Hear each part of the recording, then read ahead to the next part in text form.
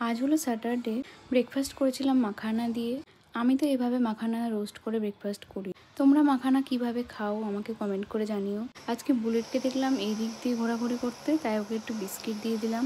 দুপুরবেলায় অভিজিৎ বেরিয়েছিল একটু কাজে, তা ওকে বলেছিলাম আইসক্রিম নিয়ে আসতে, আরও এতগুলো আইসক্রিম নিয়ে এসছে। তার মধ্যে থেকে আমি খালি এই চকলেটের কোনটাই খেয়েছিলাম। আর আজকে আমার কটন প্যাডটা শেষ হয়ে গেছে, তাই ভাবলাম সন্ধ্যাবেলা বেরিয়ে নিয়ে আসি। আমাদের এখানে পিপি সুপার মার্কেট বলে একটা ছোট মল আছে।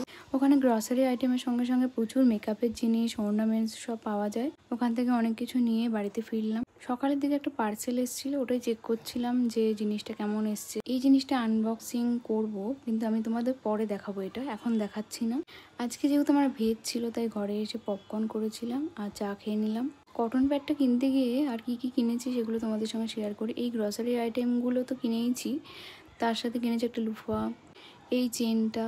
ওখানে প্রচুর সিকিউরিটি চেন পাওয়া যায়। আমি আগে একদিন কিনেছিলাম, আর আজকে এটা দেখে আমার খুব ভালো লাগলো। আজকের জন্য এতটাই, বাই।